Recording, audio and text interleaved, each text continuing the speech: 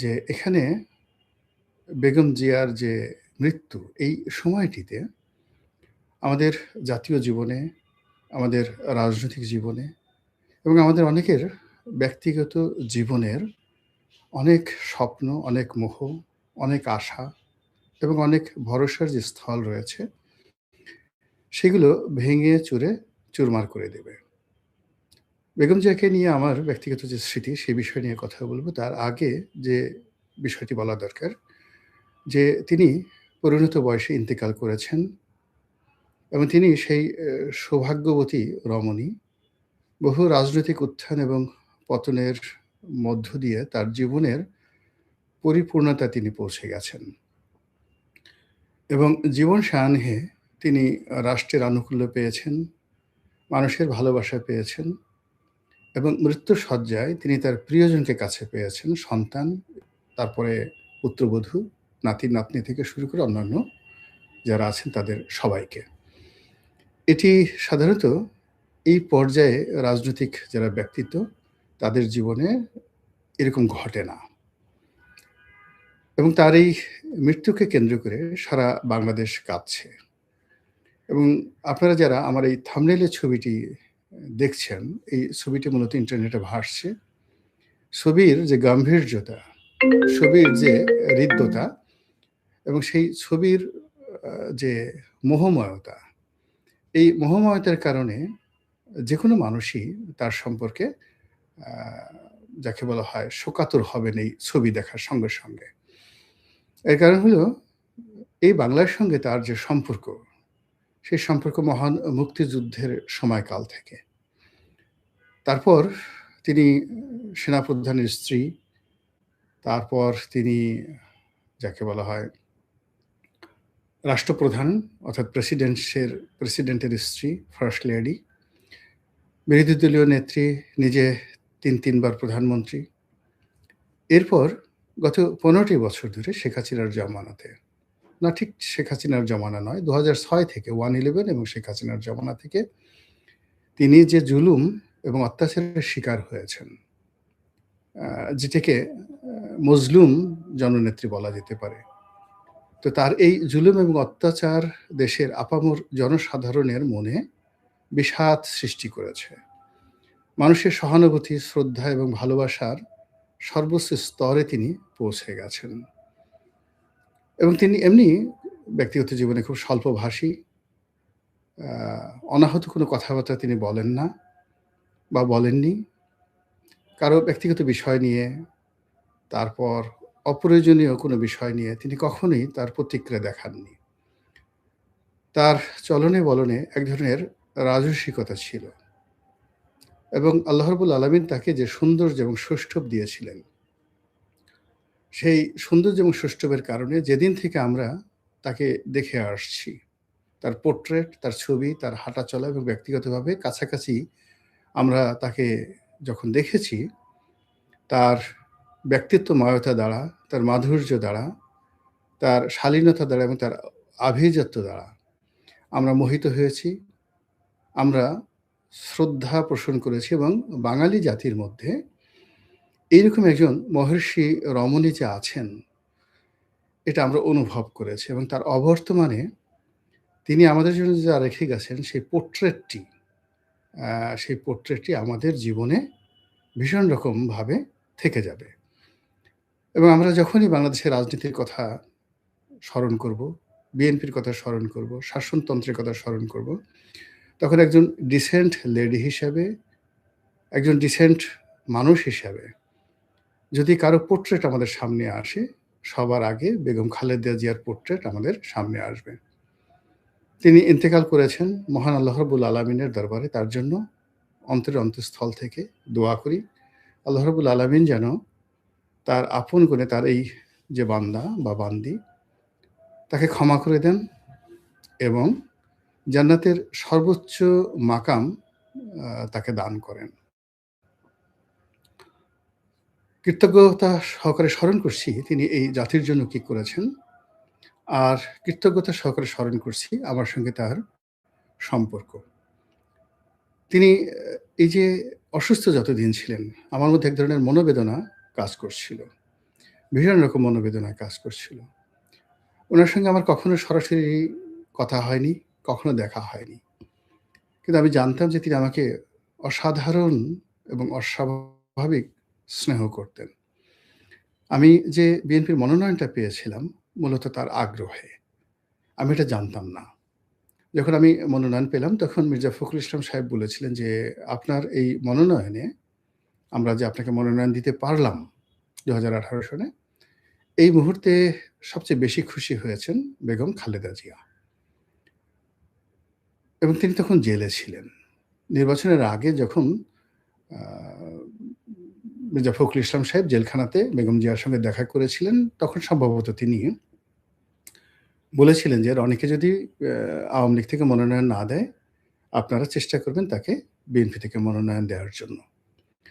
তো সেই কথার প্রেক্ষিতে মির্জা ফখরুল ইসলাম আলমগীর বলতে গেলে জনাব তারেক রহমান সাহেবের সঙ্গে আলোচনা না করেই আ আমার মনোনয়নটি তিনি নিশ্চিত করেন। তো আমার ধারণা ছিল যে হয়তো জনাব তারেক রহমান সাহেব আমাকে পছন্দ করেছেন বা তিনি হয়তো মির্জা ফখরুল সাহেবকে বলেছেন। কেননা এটা এত দ্রুত হয়েছিল যে ওই সময়টিতে এটা নিয়ে আমার আসলে খোঁজখবর নেওয়ার মতো সময় ছিল না। তো পরবর্তীতে তারেক রহমান সাহেবের ঘনিষ্ঠ একজন সাংবাদিক আছেন, জনাব সালেহ উদ্দিন। তো জনাব সালেহউদ্দিন ছিলেন। তো থাকার কারণে তিনি কি হলেন, আমি তার কাছে শুনেছি যে আমার এই মনোনয়নের ব্যাপারে মির্জা ফখরুল সাহেবই আসলে ভূমিকা নিয়েছেন। তারেক রহমান সাহেব বরং একটু বিরক্ত হয়েছেন। এই কারণে বিরক্ত হয়েছেন যে মির্জা ফখরুল সাহেব আমাকে যে মনোনয়ন দেওয়া হবে এই ব্যাপারে রহমান সাহেবের সঙ্গে আসলে কোনো আলাপ আলোচনাই নাকি করেননি। এটা সালেহ সাহেব আমাকে বলেছেন পরবর্তীতে। এনিওয়ে আ নির্বাচনের নমিনেশন পাওয়ার পর আমি আ তারেক রহমান সাহেবের সঙ্গে একাধিক কথাবার্তা বলেছি। তার সঙ্গে আমার হৃদ্যতাপূর্ণ সম্পর্ক ছিল বা এখনো আছে। কথা হয়েছে, দীর্ঘক্ষণ কথা হয়েছে। কিন্তু এই বিষয়গুলো নিয়ে কখনো আলোচনা হয়নি। তো আমার সঙ্গে বেগম জিয়ার যে সম্পর্কটি এটা কিভাবে হলো, এটা আমি খুব সংক্ষেপে আজকে আপনাদেরকে বলছি। সম্ভবত ২০১৩ সনে আমি তখন সংসদ সদস্য। পার্লামেন্টের মধ্যে, পার্লামেন্টের বাইরে আওয়ামী লীগের লোকজন দেখা গেল কোনো উপলক্ষ হলেই বিএনপিকে একটা গালি দিতে হবে, জিয়াউর রহমান সাহেবকে একটা গালি দিতে হবে, বেগম জিয়াকে নিয়ে অশ্লীল অশ্রাব্য কথাবার্তা বলতে হবে। এটা একটা আওয়ামী লীগের স্টাইলে পরিণত হয়েছিল। এবং আওয়ামী লীগের অনেক সিনিয়র নেতৃবৃন্দ, জুনিয়ররা তো বটেই, তাদের মধ্যে একটা ধারণা ছিল যে যদি বেগম জিয়াকে একটি গালি দেয়া হয়, তাকে নিয়ে যদি অশ্লীল এবং অশ্রাব্য বক্তব্য দেওয়া হয় পার্লামেন্টের ভিতরে এবং বাইরে, তাহলে হয়তো তাদের নম্বর বৃদ্ধি পাবে এবং দলীয় প্রধান তাদেরকে পুরস্কৃত করবেন। তো এইজন্য আপনারা দেখবেন যে ওই পার্লামেন্টে প্রচুর আজে-বাজে কথা পার্লামেন্টের ভিতরে এবং বাইরে হয়েছে। তো আমি তখন একেবারে তরুণ সংসদ সদস্য। আমার অত অভিজ্ঞতাও নাই, কোনো কিছু নেই। কিন্তু বিষয়টা আমার কাছে আসলে ভালো লাগেনি। আমি একেবারে বিএনপির সঙ্গে আমার ঐরকম রাজনৈতিক সম্পর্ক ব্যক্তি পর্যায়ে কারো সঙ্গেই ছিল না ২০০৯, ১০, ১১, ১২ সনে। টক শোতে যেতাম। যারা টক শোতে আসতেন বিশেষ করে আ পাপিয়া ছিলেন, নীলুফার চৌধুরী মনি, আ তো শামসুজ্জামান দুদু যারা নিয়মিত আসতেন, আসাদুজ্জামান রিপন। মূলত টক শো কেন্দ্রিক যে একটা বলয় বিএনপির সঙ্গে আওয়ামী লীগের, ওখানে তাদের সঙ্গে আমার একটা ব্যক্তিগত সম্পর্ক হলো এবং তার মধ্যে পাপিয়ার সঙ্গে আমার একটা ব্যক্তিগত বন্ধুত্ব হয়ে গেল। একেবারে বন্ধুত্ব হয়ে গেল। তো যাই হোক, তখন আমি লিখতাম, নিয়মিত লিখতাম সমস্ত পত্র-পত্রিকায়, শুধু টক শোতে যেতাম না। এটা ১১-১২ সনের কথা বলছি। তখন বাংলাদেশের ১ নম্বর পত্রিকা এখনো আছে, আ বাংলাদেশ প্রতিদিন। তো বাংলাদেশ প্রতিদিনে লিখতাম, নয়াদিগন্তে লিখতাম। বাংলাদেশ প্রতিদিনে আমার সপ্তাহে অলমোস্ট ৩ টি লেখা ছাপা হতো, প্রতি সপ্তাহে। আ একটি ধারাবাহিক লেখা লিখতাম। তারপরে সাপ্তাহিক একটা সম্পাদকীয় লিখতাম। এরপর টুকটাক আমার যে স্ট্যাটাস দিতাম সেগুলো নিয়ে লেখালেখি হতো। তো তখন বেগম জিয়াকে নিয়ে একটা কাল্পনিক লেখা আমি লিখেছিলাম। স্বপ্ন লোকের কল্পযুগে বেগম জিয়ার রাজনীতি। আপনারা যারা এই অনুষ্ঠান দেখছেন তারা হয়তো অনেকেই লেখাটি পড়েছেন বা পড়ে থাকবেন। ওই সময়টাতে এটা খুব হইচই পড়ে গিয়েছিল।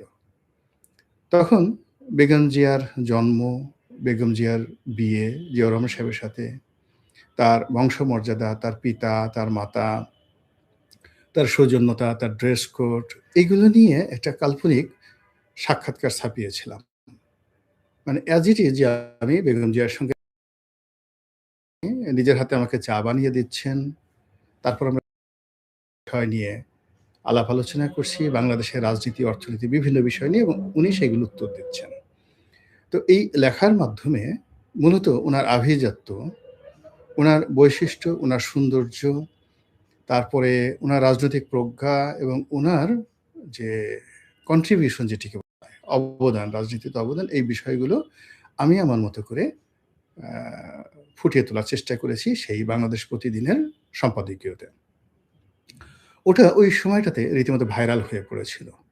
বিএনপির যারা নেতাকর্মী আছেন, তারা হাজার, হাজার ওইটার ফটোকপি করে নিজেদের মধ্যে বিতরণ করেছিলেন এবং বেগম জিয়া এই লেখাটি আ নিজে কয়েকবার পড়েছিলেন।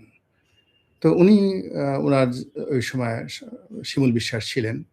তো শিমুল বিশ্বাসকেও তিনি বলেছেন, শিমুল বিশ্বাস সাহেব আমাকে টেলিফোন করে ধন্যবাদ জানিয়েছেন। তারপর তিনি যখন জানলেন যে পাপিয়ার সঙ্গে আমার খুব ভালো বন্ধুত্ব, তো পাপিয়াকে তিনি বললেন যে, "রনি তো খুব ভালো লেখা লিখে।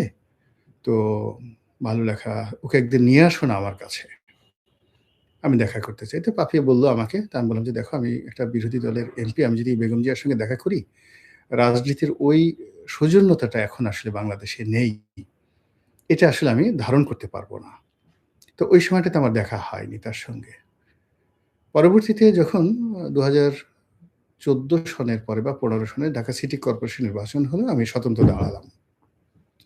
তো ওই সময়টাতে তিনি আমার সঙ্গে টেলিফোনে কথা বলতে চেয়েছিলেন। শিমুল বিশ্বাস সাহেব, তারপরে আ মীর হেলাল আর ব্যারিস্টার সাইফুর রহমান, উনারা ৩ জন ওখানে দাঁড়ানো ছিলেন। তো আ ব্যারিস্টার সাইফুর আমাকে টেলিফোন করলেন যে, "ম্যাডাম কথা বলবেন।"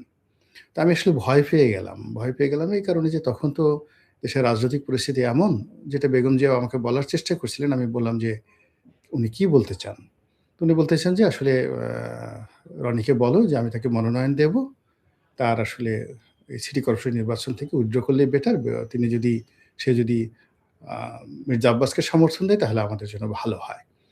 তো তখন আসলে আমরা ধারণা করেছিলাম যে নির্বাচনটা খুব যাকে বলা হয় সিটি কর্পোরেশন নির্বাচন যেটা যে সাবেক খোকন সাহেব যেটা আ হানিফ সাহেবের ছেলে তিনি দাঁড়িয়েছিলেন, মির্জা আব্বাস দাঁড়িয়েছিলেন, আমি দাঁড়িয়েছিলাম। এখানে খুব আ প্রতিযোগিতামূলক হবে। কিন্তু তখন থেকে আসলে meticulous ডিজাইন এ এই নির্বাচনের কারচুপির যে চিন্তা সরকার করছিল ওটা আমরা আসলে কল্পনা করতে পারিনি।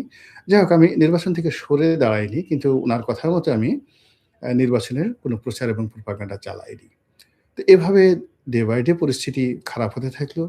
২০১৮ সালে আমি আওয়ামী লীগ থেকে মনোনয়ন চাইলাম। কিন্তু যখন আমি পেলাম না, তখন হঠাৎ করে সেই যে সাংবাদিক সালেহ সাহেব, তিনি আমাকে টেলিফোন করলেন যে, "এরকম ব্যাপার। বিএনপি আপনাকে মনোনয়ন দিতে আগ্রহী। আপনি রাজি কিনা?" তো আমি ২ দিন চিন্তা ভাবনা করলাম। তো উনি ২-৩ বার আবার টেলিফোন করলেন। আবার টেলিফোন করার পর তারপর শেষে আমি রাজি হলাম এবং মনোনয়ন পেলাম। কিন্তু এর মধ্যে একটা ঘটনা ঘটে গেল। আ জনাব মোসাদ্দেক আলী ফালু যিনি এনটিভির মালিক। তো মোসাদ্দেক আলী ফালুর যে স্ত্রী আ লিটা, উনি আমার বন্ধু মানুষ। এখন আবার আমার বিআইন লিটা। ফালু সাহেবের স্ত্রী। বিআইন মানে লিটার মানে যে ভাগ্নে তার কাছে আমার মেয়ের বিয়ে দিয়েছি। তো সেই সুবাদে লিটার সাথে এটা খুব ভালো সম্পর্ক, পারিবারিক সম্পর্ক। আর লিটার সাথে সম্পর্কের কারণে ফালু সাহেবের সাথেও ওরকম ভালো সম্পর্ক। তো ফালু সাহেব একদিন চা খাওয়ার দাওয়াত দিয়েছেন। তো আমি গেলাম। তো উনি বললেন যে, "আসলে ম্যাডাম আপনার সঙ্গে একটু দেখা করতে চাচ্ছেন বা আপনাকে দাওয়াত দিয়েছেন। চলেন।" এটা সম্ভবত ২০১৬ সনের দিকে বা ১৭ সনের দিকে। তো আমি বললাম যে, "ভাই আসলে এই সময়টিতে চারিদিকে গোয়েন্দা সংস্থাগুলো গিজগিজ করছে, আমাকেও ফলো করে। আমি আওয়ামী লীগে আছি কিন্তু আ মনে করে যে আমি আওয়ামী লীগে নেই। তো এই অবস্থাতে আসলে বেগম জিয়ার সঙ্গে দেখা করলে আমার একটা নৈতিক দুর্বলতা কাজ করবে। আমি এটা আসলে চাচ্ছি না।" ফালু সাহেব বললেন যে, "এটা আমার ব্যাপার। আমরা এমনভাবে আপনাকে নিয়ে যাব, গোয়েন্দা সংস্থার বাপও টের পাবে না আরকি।" তো আমি বললাম যে, "সেটা টের না পাক, কিন্তু আল্লাহ তো জানবেন। ২ নম্বর হলো যে আমি তো নিজের কাছে দুর্বল হয়ে থাকব।" তো এই কারণে আসলে আমার বেগম জিয়ার সঙ্গে আসলে দেখা হয়নি। গত ১৪ মাসে তিনি অনেকটা মুক্ত। আ তার সঙ্গে দেখা করার অনেক সুযোগ ছিল। কিন্তু আমার আসলে গত ১৪ মাসে অর্থাৎ এই যে শেখ হাসিনার পতনের পরে ঠিক নিজের যে আগ্রহটা এটা ভাটা পড়ে গেছে রাজনীতির ব্যাপারে। আর দ্বিতীয়ত আমার কাছে মনে হয়েছে বেগম জি আসলে খুবই অসুস্থ। অনেকে তার সঙ্গে দেখা করছেন নিজেদের রাজনীতির নম্বর বাড়ানোর জন্য।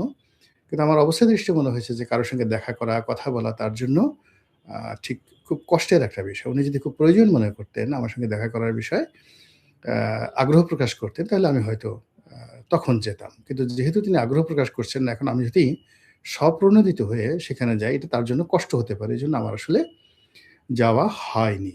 উনার বেশ কয়েকজন সিকিউরিটির কর্মকর্তা আছেন, যারা আমার খুব ভক্ত তারা নিয়মিত টেলিফোন করতেন, ম্যাডামের শরীর স্বাস্থ্য সম্পর্কে আমাকে জানাতেন এবং আমি সবসময় জানতাম যে তিনি আসলে কি অবস্থাতে আছেন। তো এই যে একটি অবস্থা, সেই অবস্থার কারণে কি হলো, আ উনার প্রতি আমার যে শ্রদ্ধা, আমার প্রতি উনার যে স্নেহ, এটি আ সামনাসামনি বসে আমার অনুভব করার কখনো সুযোগ হয়নি। ওই যে স্বপ্নলোকের কল্পযোগে বেগম জিয়ার রাজনীতি যেভাবে একটা কল্পনা মিশ্রিত আ ভাষা দিয়ে, অনুভূতি দিয়ে, আবেগ দিয়ে আমি সেটা লিখেছিলাম। উনার সম্পর্কে আমার ঠিক সেই যে আবেগটি সেই পর্যায়েই রয়ে গেছে। তো তিনি এরই মধ্যে বেশি অসুস্থ হয়ে হাসপাতালে গেলেন। তারপর এখন ইন্তেকাল করেছেন। আ এটি আমার জীবনের একটা দুঃসহ স্মৃতি হয়ে থাকবে যে আমি আ যার কারণে বিএনপিতে যোগদান করলাম, যার আগ্রহে বিএনপিতে আসলাম, যার বদান্যতা আনুকূল্যে বিএনপির মনোনয়ন পেলাম, তার সঙ্গে আমার কোনদিন আ চাক্ষুষ সাক্ষাৎ হলো না। তো কাজেই আমি আমার জায়গা থেকে যতদিন জীবিত থাকব, ততদিন তার জন্য দোয়া করব, তার প্রতি কৃতজ্ঞ থাকব এবং তার বিদেহী আত্মার মাগফিরাত কামনা করব। তার যে শোক সন্তপ্ত পরিবার যারা আছেন, জনাব তারেক রহমান সাহেব অন্য যারা আছেন, কখনো যদি আমার মতো ক্ষুদ্র মানুষ আমার কোনো সাহায্য সহযোগিতা এই তার পরিবারের যারা লোকজন, তার রক্তের যারা ধারক বাহক তাদের প্রয়োজন হয়, আমি ঠিক সেই আ সহযোগিতাটা করার জন্য সবসময় কায়মনোবাক্যে আমি চেষ্টা করব। আল্লাহ আ বেগম জিয়ার রুহের মাগফিরাত দান করুন। তাকে জান্নাতের সর্বোচ্চ মাকাম দান করুন। তার পক্ষ থেকে আপনারা যারা দেখছেন, সবার কাছে দোয়া চাচ্ছি তার পরিবারের পক্ষ থেকে, আমার নিজের পক্ষ থেকে।